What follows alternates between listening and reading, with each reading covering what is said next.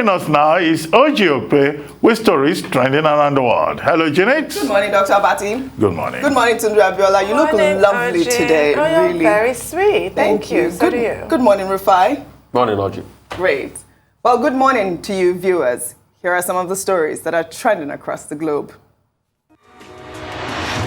In the United States, Tesla CEO Elon Musk on Monday challenged Russian President Vladimir Putin via Twitter to a single combat over Ukraine, insisting that he was absolutely serious about the offer, while Russia's space program director Dmitry Rogozin, in response to the tweet, called the billionaire a little devil. In Russia, Marina Ovsyannikova, an anti-war protester, on Monday interrupted a live news bulletin on the country's state TV, Channel 1, by holding up a sign behind the studio presenter and shouting slogans denouncing the war in Ukraine. Marina was immediately arrested and may face charges under a law against discrediting the Russian armed forces. Сотрудничество в рамках союзного государства, а на совещании в правительстве. While Russian social media influencers sobbed uncontrollably as they bid tearful goodbyes to their followers after Vladimir Putin banned Instagram in the country, cutting off 80 million users on Monday. Under sports, Formula One champion Lewis Hamilton has revealed that he is in the process of changing his name so that it incorporates his mother's surname, Labarlesia. Hamilton made the announcement at the Dubai Expo ahead of his fight for a record 8 Formula One World Championship, starting this weekend at the Bahrain Grand Prix. The 37-year-old champion, who was recently knighted the Most Excellent Order of the British Empire, says he wants his mom to continue on with his Hamilton name. I don't really fully understand the whole idea when people get married, then the woman loses her name. And my mom, I really want her name to continue on with the Hamilton name. Finally, under entertainment, country music legend Dolly Parton announced on Monday that she is pulling out of this year's nominations for the Rock and Roll Hall of Fame.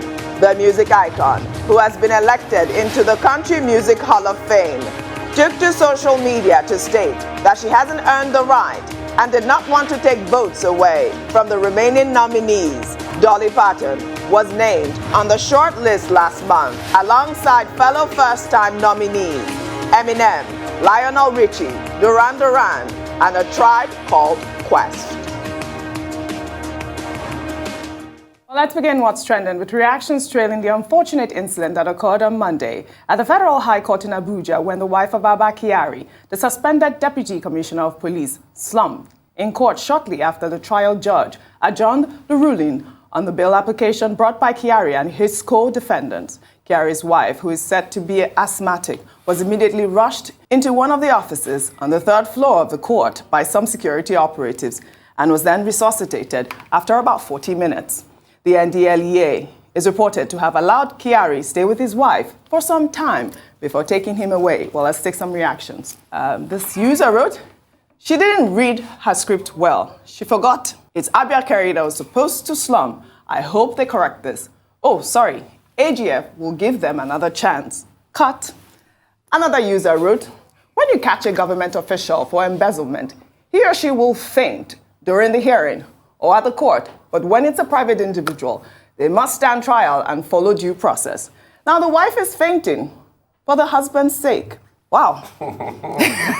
Rufai, you're cracking up, so I'm coming right to you. This story. Sorry, this is just the rhetoric. I mean, I believe there was just no ventilation there. You should have seen it was crowded, you know. And they're saying she's asthmatic, but it just appears to be a script because we have seen it before, right? I mean, she's asthmatic, so let the humanity in me come out. Oh, she's asthmatic, she was going through a lot, no ventilation. And she fainted and she was resuscitated. Sorry, Mrs. Kyari. But it has become a regular refrain for people to faint when things like this happen in this country. How about you fainting by telling your husband, oh, I really don't know how much we're making all this money. Is this the police salary? That we can afford all this big house, this big car? How about you faint and beg him then to please reveal how all this money was coming in?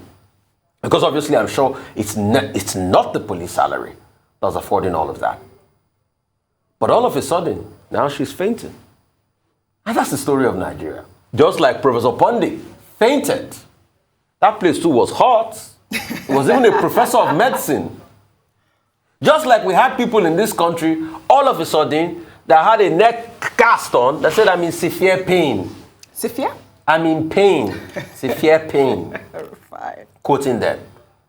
Just like we had some senator faint. In fact, they even said he ran in the bush. We can't keep allowing this drama to continue in our national life. And it speaks volumes. And why is it that when we have cases of corruption and the law is about to take its course, we start to have this pantomime? I think it is best for all of us to know that for us to build a strong country, we must build strong institutions. And I'm happy this case is in court now, and the full, wrath of the law will take its course in this case. But sorry for fainting, but I'm sorry. I will have loved it more if you had spoken to the world about the wealth your husband had before all of this happened.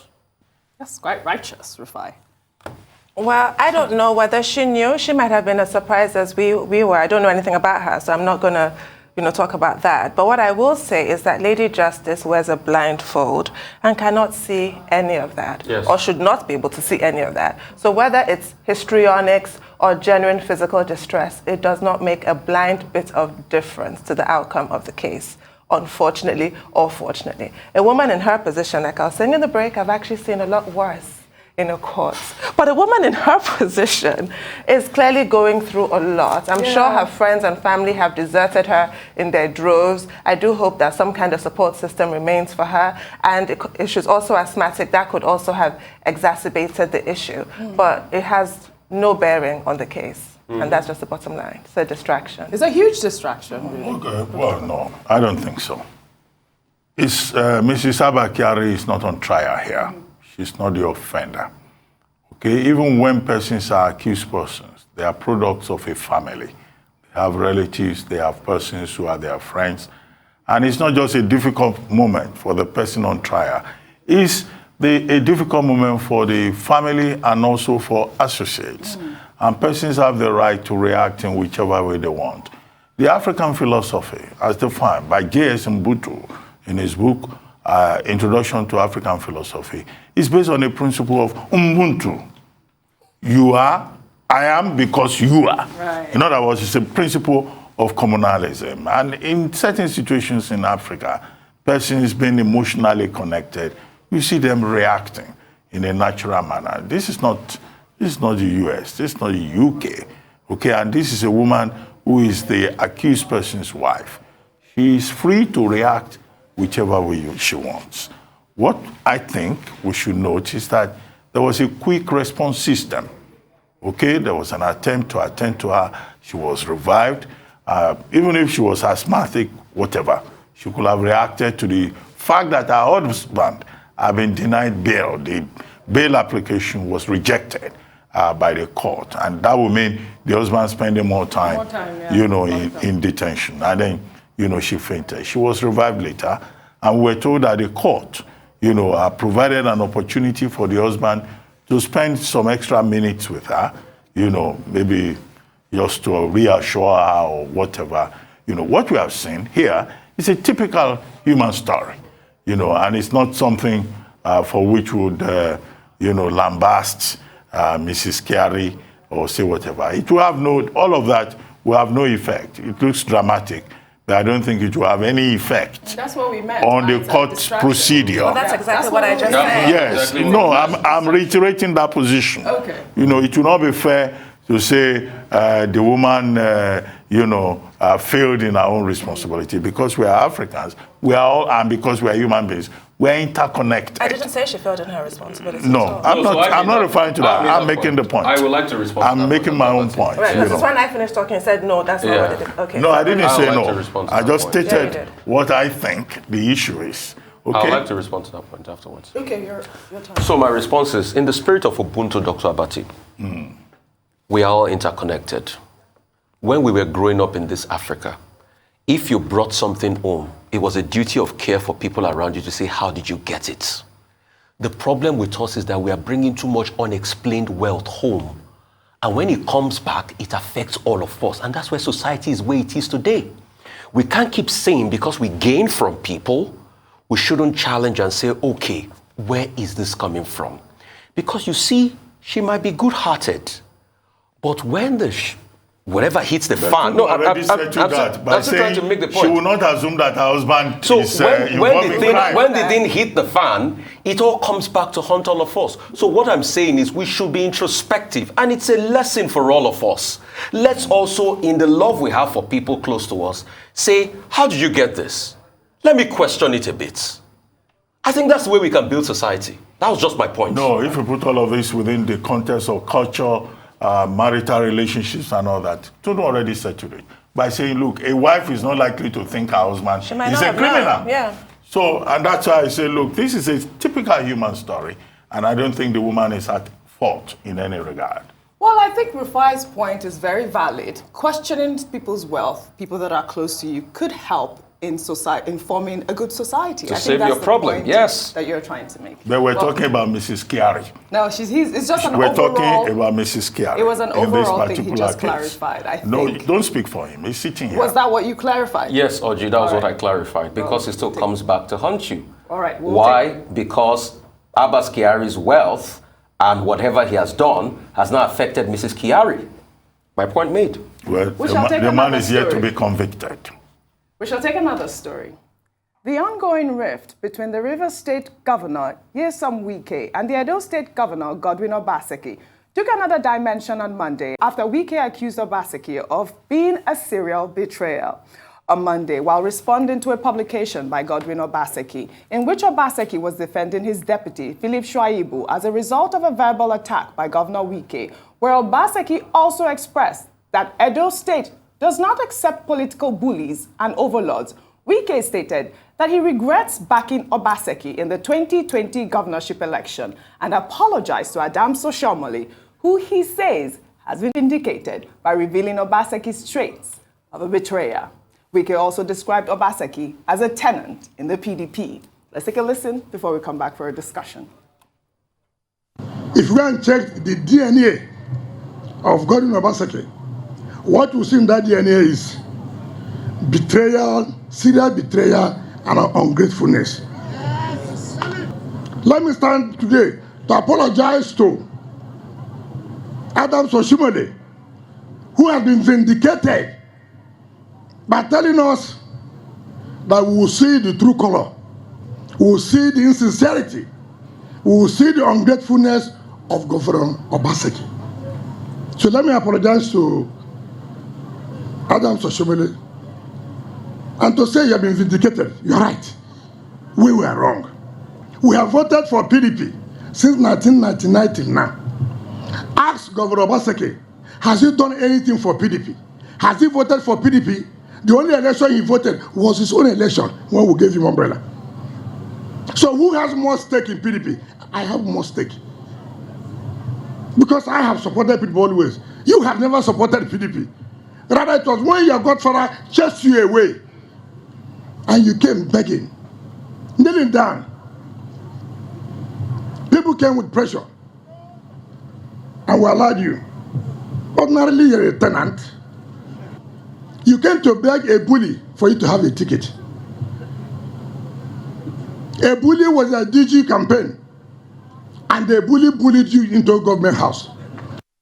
Sorry, this video cracked me up. But I mean, I think it's good that he apologized to Adams Oshiomhole, like I was saying earlier, but I think you have a different stance. No, but I think he was just, trying to rub it in. That's why I apologized to Oshiomhole. Oh, really? Because Oshiomhole obviously was. Can I say the enemy of the governor? Because now they seem to have mended fences. You see, these politicians, you don't even know how to speak for them in the first place. Because so don't even bother. Don't die in their war. Because Oshomole and the governor now have fixed things. But he was just saying that to make a point and to rub it in, that, he's really this, and I'm sure I did call him XYZ, a betrayal and the likes. But in all of this, for me, I would have been more happy if 2 governors in a state in Nigeria are fighting with the federal government on how to reduce the cost of diesel. I would be more happy if 2 governors are debating the plight of bakers. Bakers are saying they are going to short production of bread very soon because they can't get diesel. I'll have been happy if the governors were discussing, aviation fuel, cost of living in the country, and inflation, and these governors are having back and forth arguments. But you see, it's always about them, their ego, and their interests. So whatever goes on politically is always about them over the plight of people. Wike now says he feels betrayed because let's not forget the fact that the APC didn't give Governor Obaseki a ticket at a point, and he had to come beg the PDP to get a ticket. And he did use the ticket, and he did win. And he wants to bring his own structure in. And the people on ground in the PDP are saying, no, you can't bring your structure in. We have a structure on ground. Before it came. And the structure on the PDP on ground in Edo State, let's not forget, was quite strong. They might not have won the governorship in years, but they had some lawmakers in Edo State from the PDP. So it's a squabble of strength and fight and talent and, egos and all of that. But most importantly, it's their war. It's not our war. Let's just watch a season film.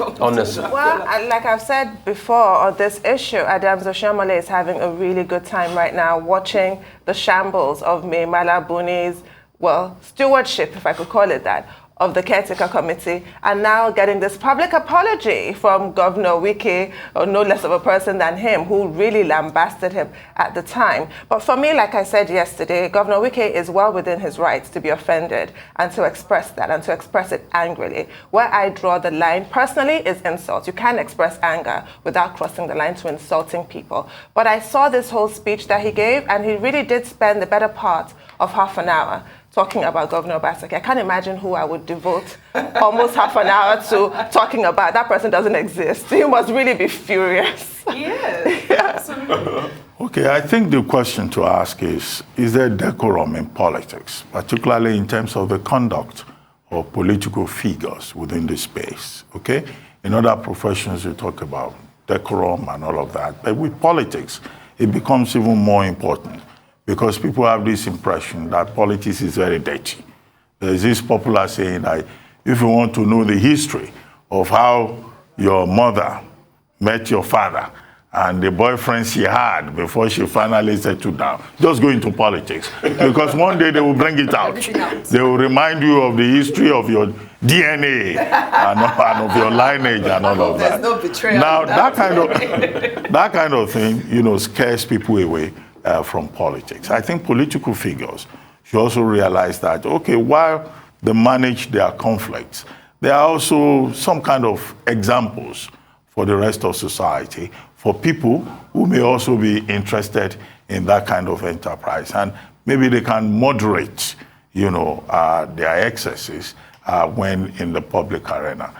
This hauling of abuses and all of that ahead of the 2023 elections or the post-2019 election, I would not encourage people. Instead, it will set a very bad example.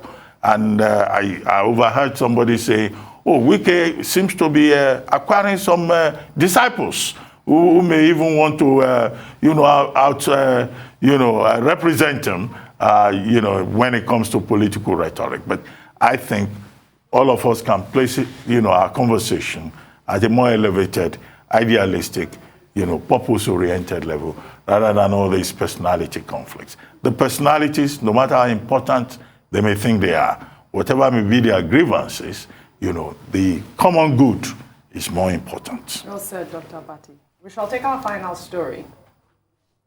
Nigerians have reacted to the power outage that was experienced across the country on Monday as a result of the collapse of the national electricity grid. The grid was reported to have collapsed at about 10:40 a.m. Well, according to the electricity distribution companies, the collapse disrupted power supply within their networks. This development comes as Nigerians have been experiencing epileptic power supply and excruciating hike in fuel prices. Let's take some reactions. This is from Joseph, who wrote, "Even when the grid was working, we never had constant electricity. Now that it's damaged or faulty, should we just forget about light in this country? Whoever survives this country called Nigeria deserves a free pass to heaven." Well, another user wrote, "This is uncalled for. There was really never a time we had proper power supply. You don't have to inform us. Power outage is already part of our culture. Just enjoy yourself.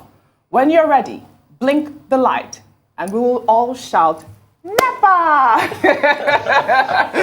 This is so apt, these tweets. It's so unfair. It's not the first time. Last year, I think that the power grid shut down 3 times. Four times, right? What is this all about, Sundra Abiola? It's really bad. I always try and find the silver lining in the situation. So when I got a text message and then an email from my disco saying that there's an outage, I thought, well, okay, at least there's customer care. But even I am not convinced by that silver lining. There is no silver lining. The situation is black, pitch black. It is a disgrace. And I'm thinking, what are people supposed to do now?